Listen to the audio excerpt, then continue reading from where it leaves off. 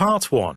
You will hear a conversation between a police officer and a member of the public at a police station. First, you have some time to look at questions 1 to 5.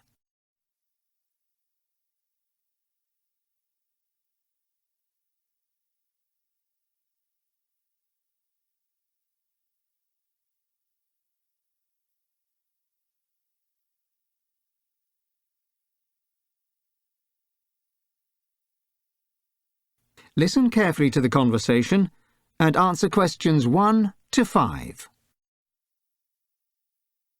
Good afternoon, madam. How can I help you? Oh, hello. I think my passport has been stolen and the embassy told me to register it with you. Sorry to hear that, madam. Let me find a form to take some details. Okay, here we are. So, I need to take some information about you and what's happened, and then I can give you a crime reference number to give to your embassy. Okay. Right, let's start with the information on the passport. What's your surname? It's Ms. Walsh. That's W-A-L-S-H. And your first name? Chloe. Okay, Ms. Walsh. And can I take your date of birth? Yes, it's the 5th of July, 1987. Okay, I've got that here. And next, I'm going to need to take your place of birth. I was born in Ireland. I need the city or town, madam. Oh, it was the capital, Dublin. And do you know your passport number? I have a copy of it somewhere. Oh, yes, here you go. It's 323682. That's 323682. Great.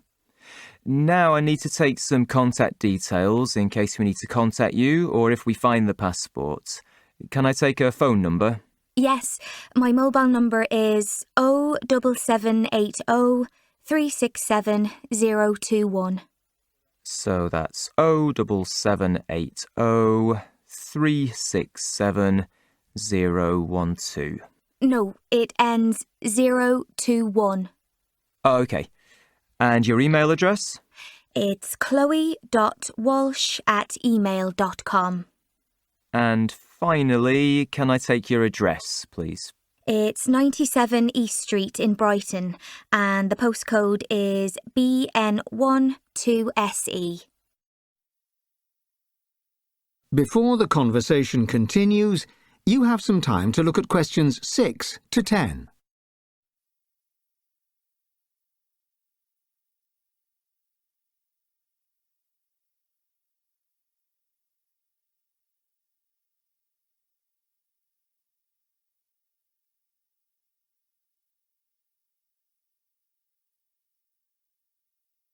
Now listen carefully and answer questions 6 to 10.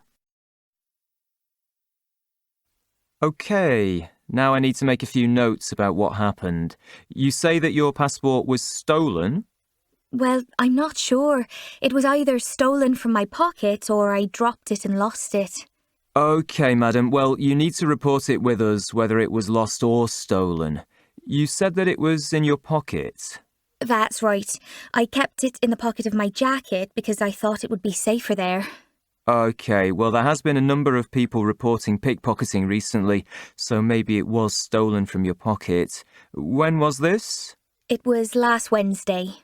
So that's Wednesday, the 21st of July. That's right. And do you know where it's happened? Well, I'm not sure exactly. In the afternoon, I went to meet a friend, and I know I had it with me then because I felt it in my pocket before I left. And where did you meet your friend? In Green Cafe on the High Street. And what did you do after that? So I went for a walk along the High Street and was going to walk home, but it started raining, so I decided to get the bus home. I think I got home around 4:30, and it was then that I realised I didn't have my passport with me anymore. Was it a crowded bus? Yes, the bus stop and the bus were very crowded. Okay, that's often when pickpocketing happens on busy buses and trains. Really? I didn't notice anything. Yes, you often don't. They're very good at what they do. OK, madam, that's all the information that I need. I'll give you a crime reference number now, which they might ask you for when you get your new passport. The number is A135970. Sorry, could you repeat that? Sure, it's A135970. OK. Well, thanks for your help. No problem, madam. Have a nice day. That is the end of part 1. You will now have half a minute to check your answers.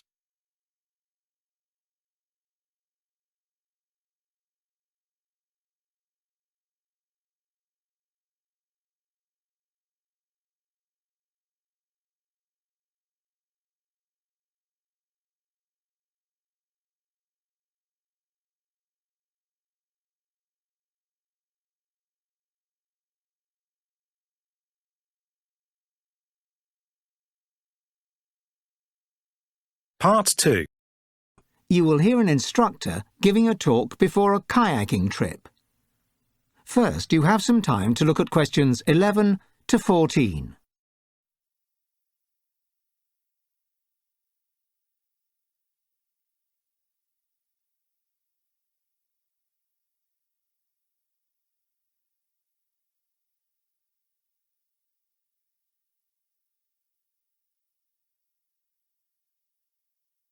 Now listen carefully and answer questions 11 to 14. Hello everybody, welcome to South Down Kayaking. I'm going to be your instructor today. Can I just ask if anybody has been kayaking before? No? Okay, great, so everybody's a beginner. Today, we're going to do a special type of kayaking called sit on top kayaking. Right, let me first give you some safety information and then I'll tell you a little more about what we're going to do today. You can see all the boats over there. They are kind of the same as canoes. They are made of the same plastic material and they are a similar shape. The biggest difference is that with kayaks, you sit on top of the boat, whereas you get into a canoe and your legs are covered in the boat. This difference has both good points and bad. Many people say it makes it easier to get on the boat and you also feel more free as your legs aren't trapped in the boat. It's also so much easier to get into the water in the beginning. But when lots of beginners start, one thing they don't like is that they feel more unstable.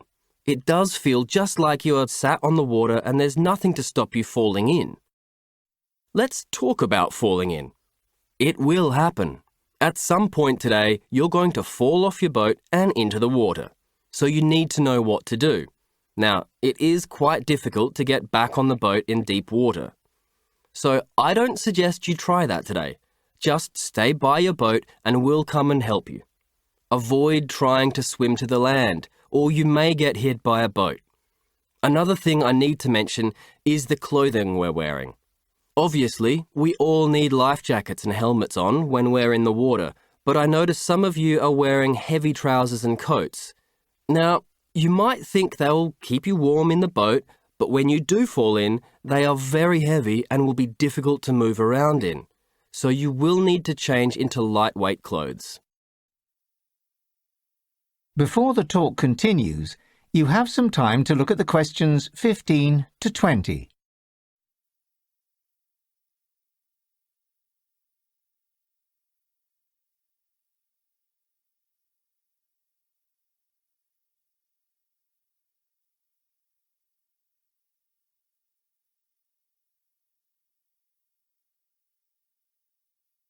Now listen carefully and answer questions 15 to 20. Okay, we're nearly ready to go, but I'm just going to show you on this map what route we're going to take today. So, we're in the boathouse here on the south side of the river at the left of the map. Can you see that? Right next to us is a great fish restaurant, which many people choose to go back to later. It's the perfect place to enjoy an evening meal with a lovely view of the wood across the river at sunset. Now, once we get onto our boats, we will be going along the river up to the top to where it gets wider. You can see that we'll be going under 2 bridges. Soon after going under the first one, we will approach the first of two bends in the river. At this point, we'll pass the old rivermaster's house on the right, where the rivermaster used to collect money from people using the river. This is my favourite of the many historical buildings on this stretch of the river. Not long after this, we will get to the second bend and the impressive stone bridge, which, by the way, is nearly 1,000 years old. We will stop here briefly to let you take a picture of it and the old mill which stands on the far bank just beyond the bridge. Continuing further down, the river will begin to open up. On the left, you will see the car park and cafe, but we will actually stop for tea and a snack at the picnic spot on the island in the middle. It's a really nice place to stop and just be surrounded by nature. By the time we finally do get off the river, you may want to make use of the toilet facilities, which you can find behind the cafe. And I nearly forgot. I should also mention that those of you who will be camping overnight can either leave your kayaks at the car park and walk to the campsite, or paddle back down the river in them. You'll find it just before you get to the footbridge on the north bank beside the wood. If you are staying overnight at the campsite, you can use this bridge to get over to the restaurant. Okay, shall we go and see if we can get on these boats? That is the end of part 2. You now have half a minute to check your answers.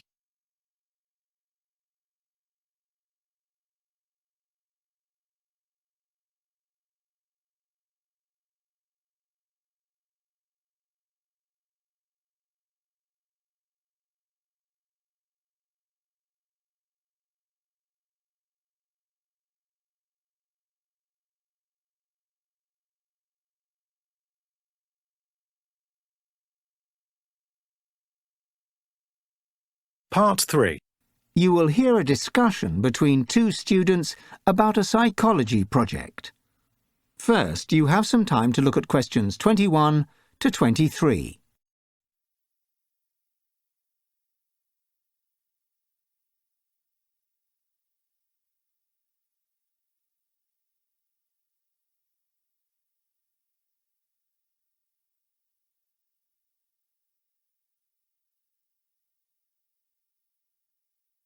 Now listen carefully and answer questions 21 to 23. Hi, Greg. Are you ready to get started on this end-of-year psychology project? Hi, Sophie. I think so. I spent all yesterday evening doing background reading. We've such a lot to think about today. Anyway, I've got a cup of coffee and a free afternoon. Let's see what we can do. Okay, great. So last time we spoke, if I remember correctly, we decided to look into the psychology of smell. Yes, that's right. We both agreed it's a fascinating area, but that we wanted to be 100% confident before talking to Professor Ingram about it. So, are you still happy with this topic? Yes, well, honestly, I just couldn't stop reading about it when I got home. At first I felt that there'd already been quite a lot of research carried out on the relationship between the olfactory system and the human mind, so I wondered whether perhaps we were in danger of just repeating old experiments. However, I then thought that it's really such a broad area of study that we could just choose a new angle. I had a similar feeling. Plus, we can easily move to another approach if Professor Ingram doesn't like this one. Anyway, it seems that the effect of smell on memory and perceptions of physical attraction have been well researched already, but there's been much less study into, for example, its effects on decision-making. Indeed, which is a mystery to me, since it seems to be so relevant and applicable to everyday life. I mean, so much of our life nowadays involves making critical decisions, often within a consumer context. You'd think there would be corporate interest in this kind of study. You're absolutely right.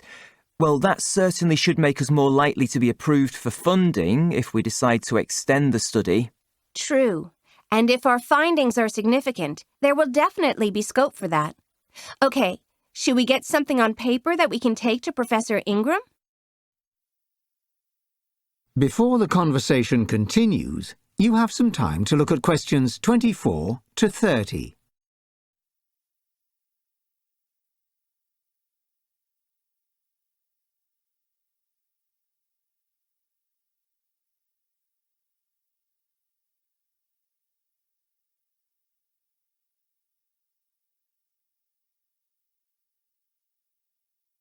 Now listen carefully and answer questions 24 to 30.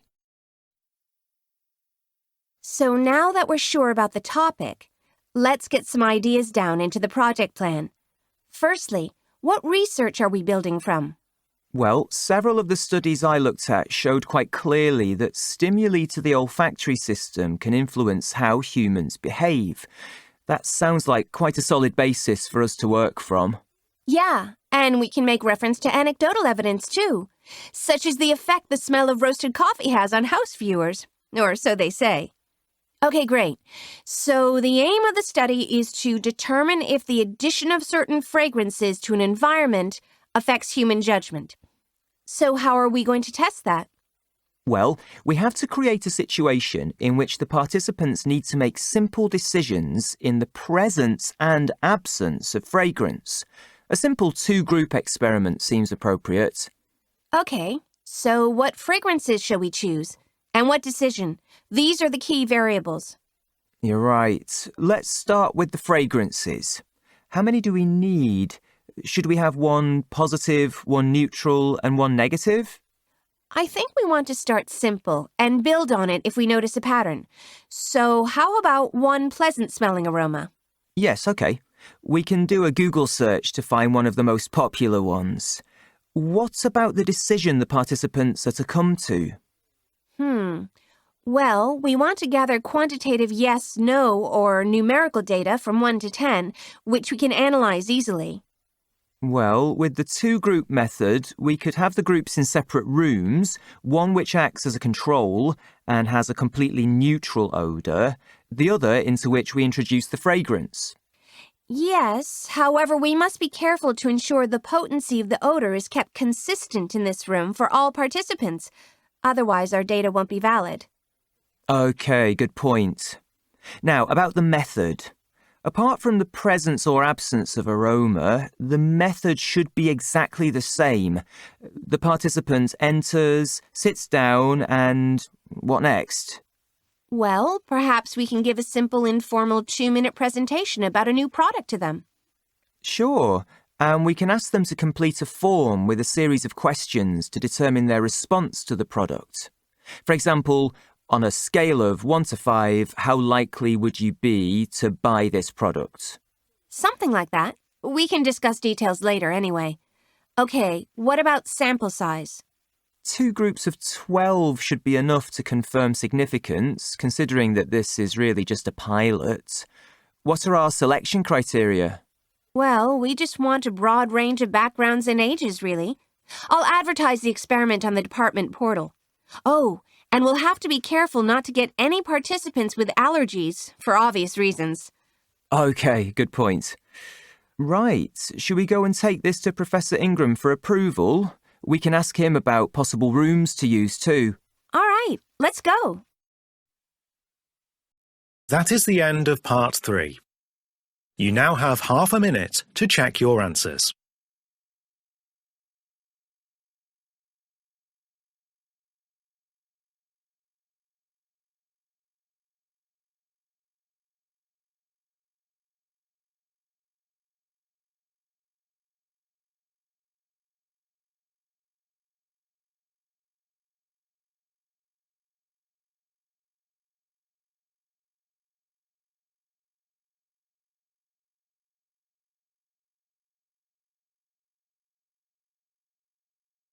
Part 4. You will hear part of a lecture about a medieval weapon. First, you have some time to look at questions 31 to 40.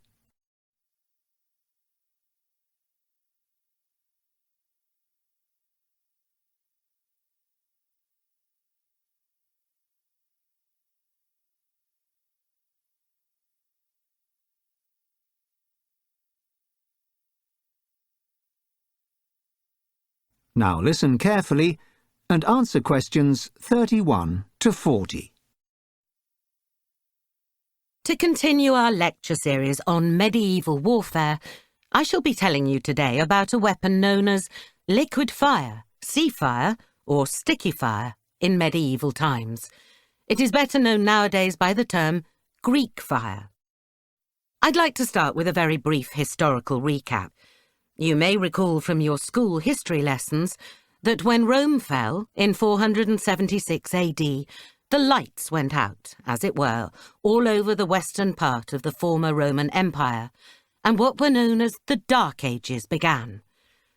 What you may not recall, or may not have been taught, is that the Eastern Roman Empire, also known to us as Byzantium, or the Byzantine Empire, continued to flourish for nearly 1,000 years after the fall of Rome. During those years, Byzantium was a centre of scholarship and kept much of the knowledge from ancient Greece and Rome alive. For most of this period, the Byzantine Empire was also at war, fighting to protect its borders and provinces against Islamic expansion in the south and east and attackers from the north. Greek fire was one of the weapons that kept these attackers at bay. So, what was Greek fire? What was it made of, and when was it invented? Sadly, I cannot give you definitive answers to these questions.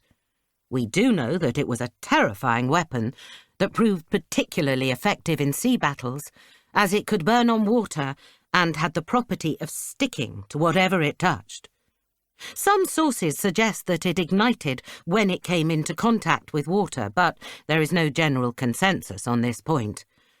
There is more agreement on what substances could be used to put it out, namely sand or strong vinegar.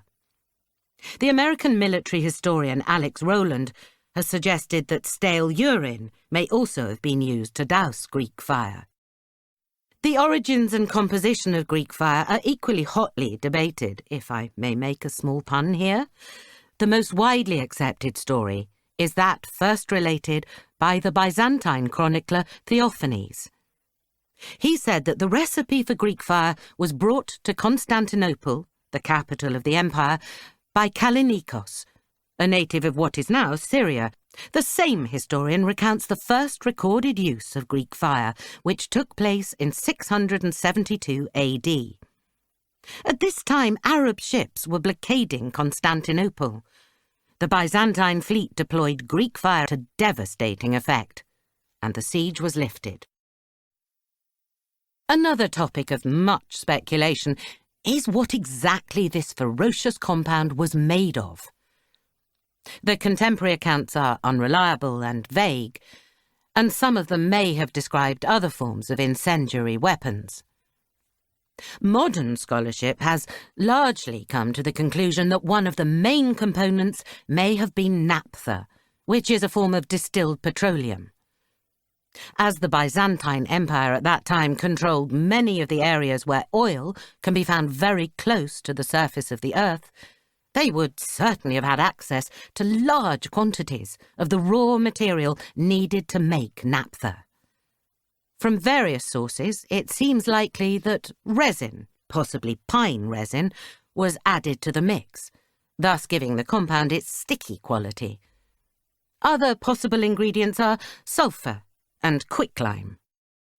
The main reason that so little is known about the chemical composition of Greek fire is that the recipe was an extremely closely guarded state secret. It would appear that the secret was so well hidden that it ultimately got lost, because there are few records of the Byzantine Empire deploying it after the end of the 12th century. However, there is an aspect of this weapon about which there is agreement. Greek fire was deployed in 3 methods.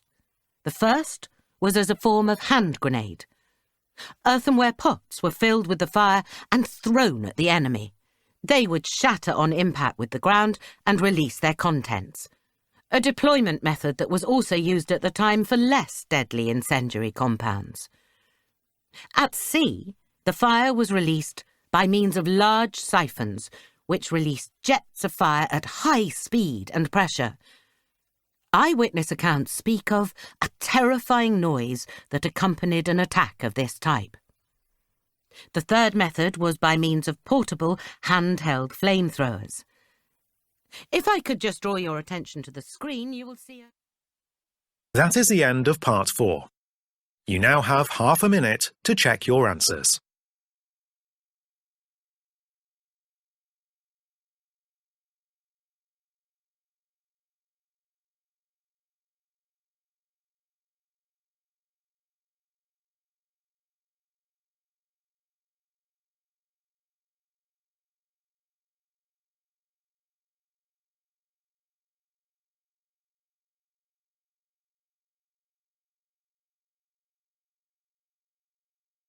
That is the end of the listening test.